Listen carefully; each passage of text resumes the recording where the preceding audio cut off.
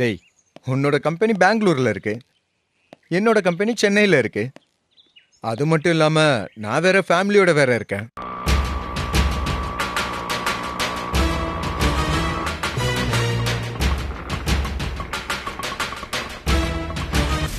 நீ உன் ஃபேமிலியோட இருக்கன்னா சென்னைக்கு டிரான்ஸ்ஃபர் வாங்கிட்டு இங்க வா.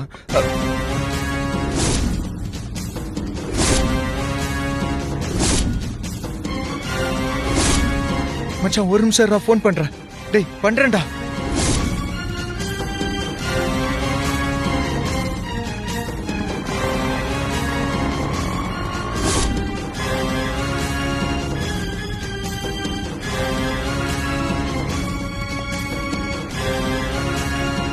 ஹாய் சந்தோஷ். என்ன ஆதிராணி, எதுக்கு நீங்க வந்தப்போ? எதுக்கு இப்ப அபார்ட்மெண்ட்டுக்கு வந்தப்போ? சொல்லு ஆதிரா. என்ன நிம்மதியாவே இருக்க விட மாட்டியா? எதுக்கு இப்ப வந்த? சந்தோஷ், நீ நினைக்கிற மாதிரி எல்லாம் எதுவும் இல்ல. என்ன அந்த பிரதீபா வர சொன்னாங்களா உன்ன? சொல்றீ.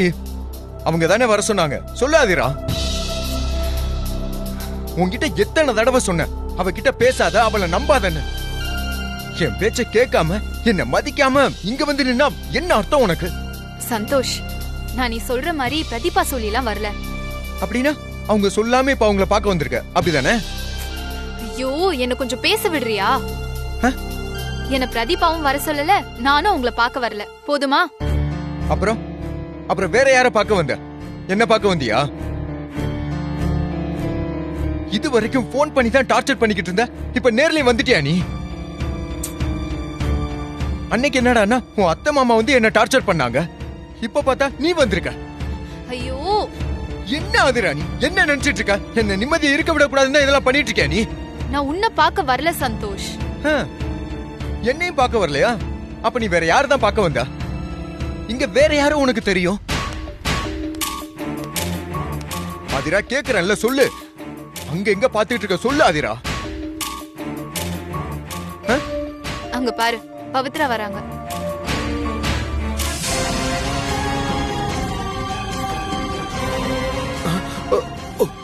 ஐயோ போச்சு.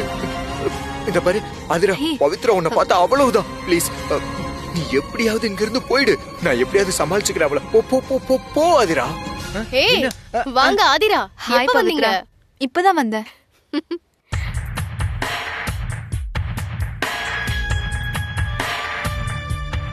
என்ன சந்தோஷ் அப்படி பாத்துட்டு இருக்க? இல்ல, நான் தான் ஆதிராவை நம்ம வீட்டுக்கு இன்வைட் பண்ணேன். எதுக்கு போய் தேவையில்லாத வேலையெல்லாம் பண்ணிட்டு இருக்க? இப்ப எதுக்கு அவளை இங்க வர வச்ச? சும்மா தேவையில்லாம. என்ன வந்தவங்களை நிக்க வச்சுட்டு ஏன் இப்படி பண்ணிட்டு இருக்க? நீங்க வாங்க ஆதிரா, நம்ம போலாம். ஏய் வாங்க.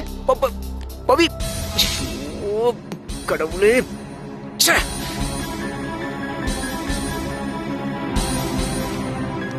வாங்க உள்ள வாங்க. வாங்க.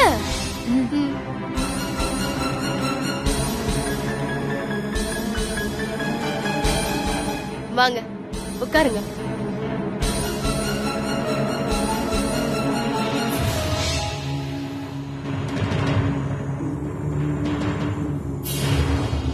இதுதான் எங்க வீடு. ஓன் பிளாட் தான்.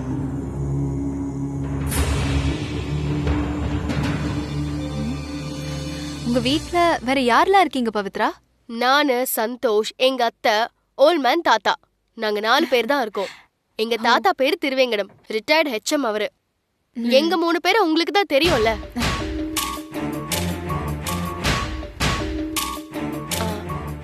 ஏய் சந்தோஷ், இங்க வா. வர. ஐயோ தேவையில்லாம மாட்டிக்கிட்டேனே.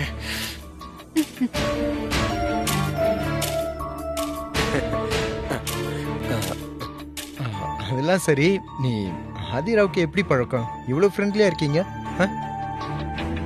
முதல்ல ஆதிரா ஆட்டோக்கு வெயிட் பண்ணிட்டு இருந்தாங்க. அப்போ நான் தான் ஆதிராக்கு லிஃப்ட் கொடுத்தேன். அன்னையில இருந்து எங்க ஃப்ரெண்ட்ஷிப் தனியா ஸ்டார்ட் ஆயிடுச்சு. ஆதிராவும் நானும் ஃப்ரெண்ட்ஸ் ஆயிட்டோமே தவிர, ஆனா அவங்க இப்போ உன் ஆபீஸ்ல தானே ஒர்க் பண்றாங்க. அன்னைக்கு ஈவென்ட்ல சந்திக்கிற வரைக்கும் எனக்கு இந்த விஷயம் தெரியவே தெரியாது.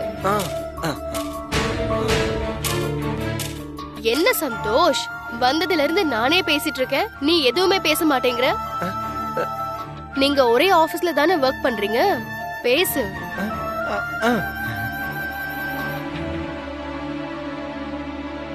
நான் அவகிட்ட அதிகமா பேசிட்டேன் பவி. அதான் இன்னைக்கு இந்த நிலைமையில வந்து நின்னுகிட்டு இருக்கேன். இப்ப நீங்க 2 பேரும் பேச ஆரம்பிச்சிட்டீங்க. இனிமே நான் என்னென்னலாம் வேதனைப்பட வேண்டியதா இருக்க போதோ கடவுளே. என்ன சந்தோஷ் அமைதியா இருக்க? இல்ல பவி, அது வந்து நாங்க தான் ஆபீஸ்ல பேசுவோம்ல. ஆனா நீங்க 2 பேரும் இப்பதானே பாக்குறீங்க. நீங்க 2 பேரும் பேசுங்க. ஐயோ ஆதிரா, உங்களுக்கு குடிக்க எதுவுமே கொடுக்காம நான் பாட்டுக்கு பேசிக்கிட்டே இருக்கேன். சாரி, நீங்க பேசிட்டு இருங்க, நான் இப்ப வந்துடுறேன். இருக்கட்டும் பவித்ரா, நான் இப்பதான் சாப்பிட்டு வந்தேன். அதெல்லாம் முடியாது. முதல்ல எங்க வீட்டுக்கு வந்திருக்கீங்க, இப்படி எதுவுமே சாப்பிடாம போக கூடாது. வெயிட் பண்ணுங்க, வரேன். பேசிட்டு இருக்கேன்.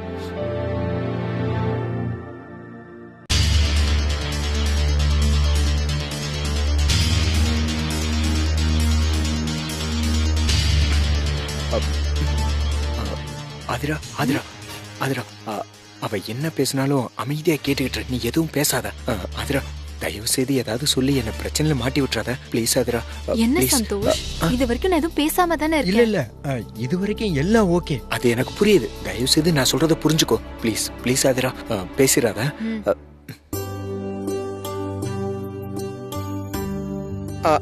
அப்புறம் ஆதிரா, மெயில் அனுப்பிட்டியா நீ?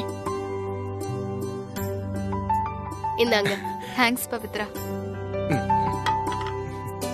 குடிங்க குடிங்க.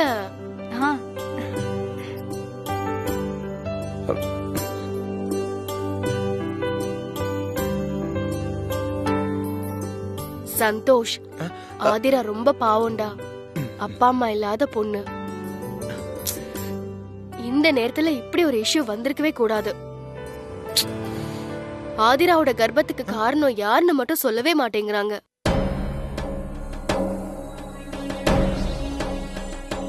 என்கிட்ட மட்டும் சொன்னாங்க, நானே அவனை 4 சாத்து சாத்தி 3 முடிச்சு இவங்க கழுத்துல போட வைப்பேன்.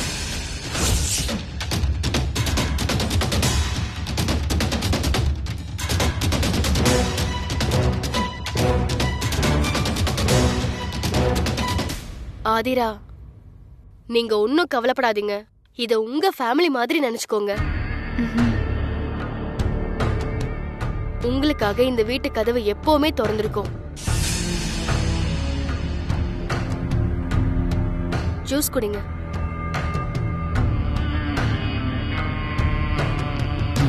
ஆதிரா, நான் சொன்னதெல்லாம் புரியுது தானே? புரிஞ்சது பவித்ரா, கண்டிப்பா வரேன்.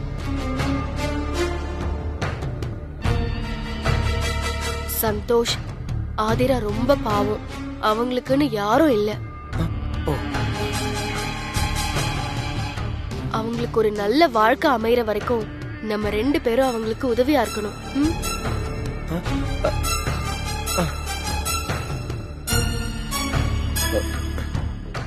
பவித்ரா கிட்ட ரொம்ப நாளைக்கு நடிக்க முடியாது.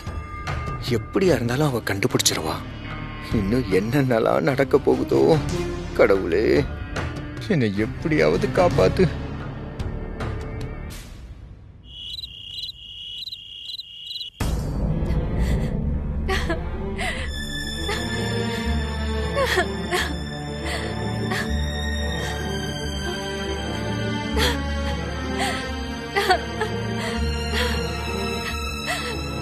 ஆதிரா ஆதிரா, என்னாச்சு? ஏன் அழுகுற? என்ன சந்தோஷ்? என்ன என்ன பண்றது? எல்லாம் போச்சு. இனிமே என்ன இருக்கு நான் இழக்கிறதுக்கு? இங்க பாரு, என்ன என்ன இழந்துட்ட நீ? இங்க பாரு, இங்க எதுவுமே நம்மளை கேட்டு நடக்கிறது இல்ல ஆதிரா. நாமெல்லாம் சூழ்நிலை கைதிங்க. சொல்றத கேளு, நீ அழாத. சந்தோஷ், என்னோட சின்ன வயசுல, என்னோட வாழ்க்கை ஆரம்பிக்காத வயசுல என் அம்மாவை இழந்த, வளர்ந்து ஆளாகி எனக்குன்னு ஒரு வாழ்க்கை அமைச்சுக்கிறப்போ என் மேல உயிரையே வச்சிருந்த என் அப்பாவை இழந்த. கல்யாணம் ஆகிறதுக்கு முன்னாடி பொண்ணுங்க உயிருக்கு உயிரா மதிக்கிற கற்பை இழந்து இன்னைக்கு அந்த பிரச்சனை வளர்ந்து ஊர் உலகமே தெரியற அளவுக்கு ஆயிடுச்சு. அதிரா ப்ளீஸ், நடந்து போன விஷயத்தை பத்தி நினைச்சு எவ்வளவு ஃபீல் பண்ணாலும் நம்மளால அதை மாத்த முடியாது ஆதிரா. இந்த நேரத்துல நீ அழக்கூடாது, தைரியமா இருக்கணும். ப்ளீஸ், நான் சொல்றத கொஞ்சம் கேள. சந்தோஷ், ஒரு விஷயம் கூட எனக்கு நல்லதே நடக்கலையே. நான் போன ஜென்மத்துல என்ன பாவம் பண்ணணும்? மெயில் வந்து ஆபீஸ் முழுக்க நான் கர்ப்பமா இருக்கிற விஷயம் தெரிஞ்சு போச்சு. அது மட்டும் இல்லாம உங்க வீட்ல பவித்ரா கூட தெரிஞ்சு போச்சு. நான் இனிமே இந்த ஊர்ல இவ்ளோ அவமானத்துக்கு அப்புறம் இருக்கவே முடியாது. நான் மும்பைக்கே போயிடுறேன் சந்தோஷ். ஆதிரா, என்ன ஆதிரா நீ பேசுற? அங்க போனா மட்டும் உனக்கு யார் இருக்கா? உன்னை யாரு பாத்துப்பா? சொல்லு ஆதிரா. சந்தோஷ், இவ்ளோ அவமானத்துக்கு அப்புறம் எனக்கு செத்துடலாம் தான் தோணுச்சு. ஆனா என் வயித்துல ஒரு உசுறு வளர்ந்துட்டு இருக்கு. அது பாவம். அது அழிக்க எனக்கு மனசு இல்ல. ஆதிரா, இங்க பாரு, நான் எப்பவும் போல உன் கூடவே இருந்து ஹெல்ப் பண்றேன். நீ இங்கே இரு, ஓகே? சந்தோஷ், நீ எவ்வளவு விஷயம் எனக்காக பண்ணிருக்க. இந்த ஒரு விஷயம் மட்டும் பண்ணனா நான் இழந்த அவமானம் எனக்கு திரும்ப கிடைச்சிரும். என்ன பண்ணணும் ஆதிரா? சொல்லு, நான் பண்றேன். நீ இந்த குழந்தைக்கு அப்பாவா இருக்கணும். ஊர் அறிய இந்த குழந்தைய உன் குழந்தையா ஏத்துக்கணும். நீ என் கழுத்துல ஒரு தாலி கட்டணும். பண்ணுவியா சந்தோஷ்?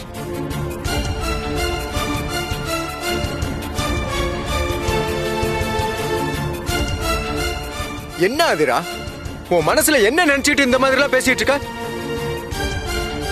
உனக்கு தெரியாத எனக்கு ஒரு ஃபேமிலி இருக்குன்னு?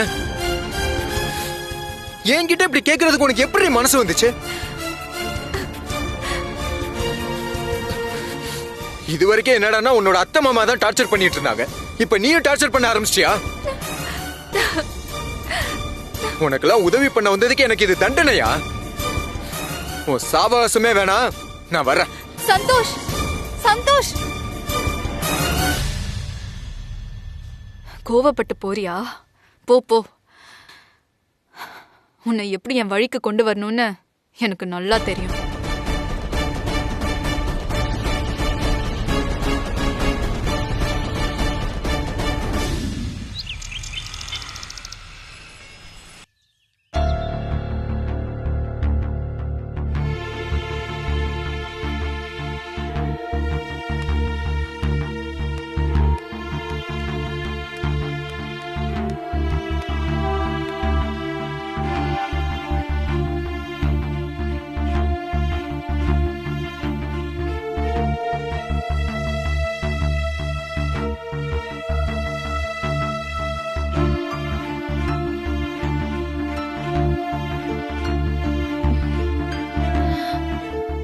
என்ன ஹரி சார் இது?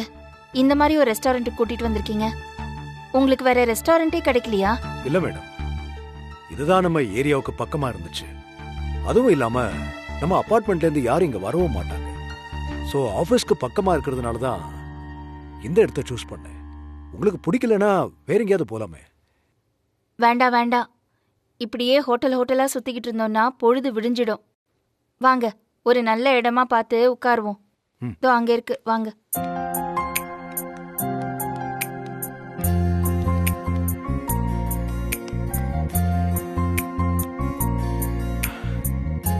என்ன சாப்பிடுங்க மேடம்? எனக்கு எதுவும் வேண்டாம். நீங்க சந்தோஷ் விஷயமா தானே பேச வர சொன்னீங்க. என்ன விஷயம் சொல்லுங்க. இல்ல மேடம், ஏதாவது ஆர்டர் பண்ணாம சும்மா உட்காந்து பேசுறது நல்லா இருக்காது, அதான் சொன்னேன். சரி, ஒரு காஃபி போதும்.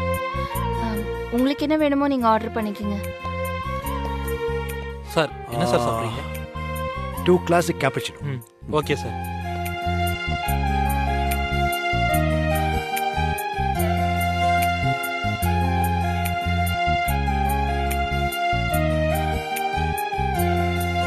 என்ன மேடம், ஏன் இப்படி கோவமா பாக்குறீங்க? நான் காஃபி தானே கேட்டேன், நீங்க வேற ஏதோ பேர் சொல்லி அனுப்புறீங்க. இத பாருங்க, எனக்கு ஹோட்டல்ல சாப்பிடுறது முதல்ல பிடிக்காது. அப்புறம் எனக்கே தெரியாத ஒரு சாப்பாடை நான் சாப்பிட மாட்டேன். என்ன சொன்னீங்க? ஏதாவது டிஃபன் சொல்லிருக்கீங்களா?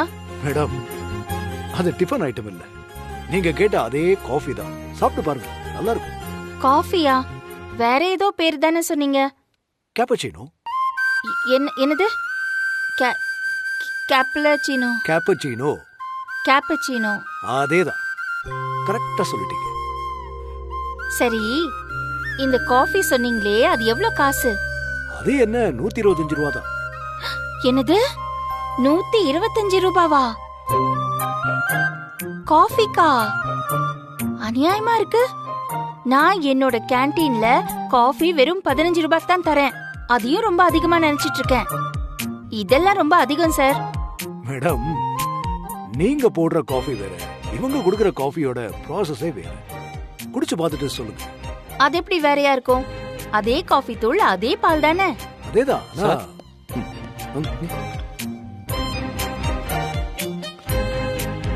இந்தாங்க மேடம்.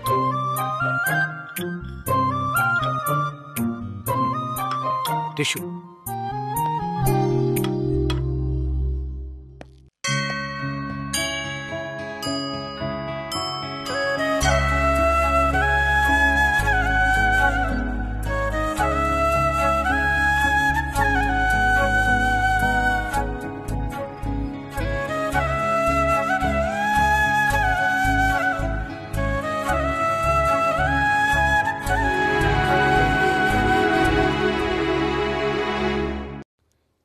இதுதான் நீங்க சொன்ன அந்த காஃபியா?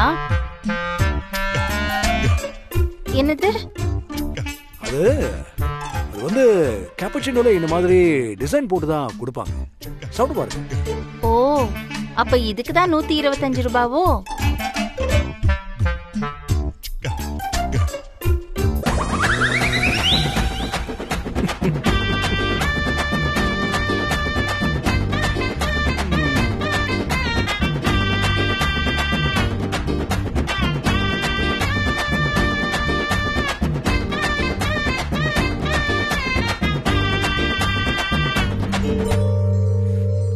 எப்படி இருக்கு? நல்லா இருக்கா? நல்லா இருக்கு. ஆனா இருந்தாலும் என்னோட கேண்டீன் காஃபி மாதிரி வராது. விலையும் ரொம்ப அதிகம்.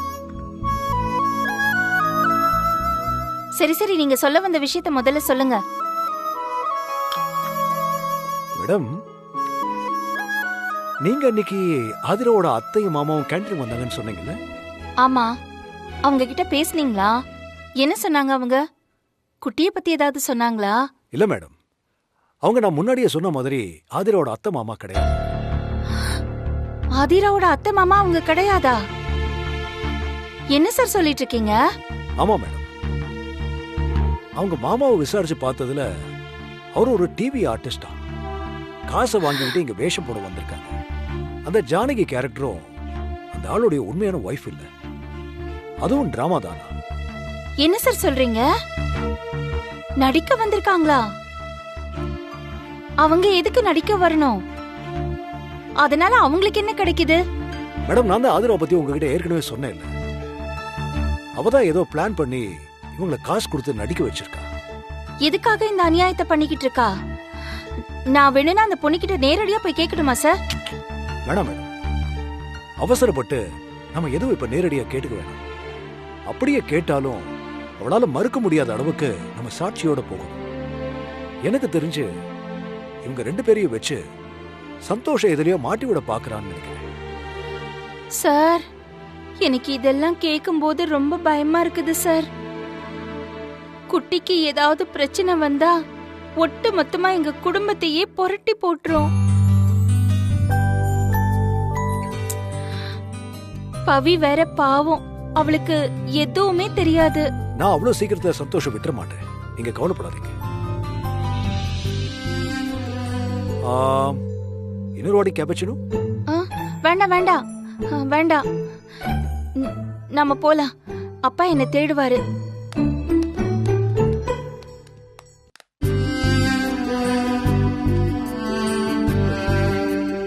நான் உங்களை தான் நம்பி இருக்கேன் சார்.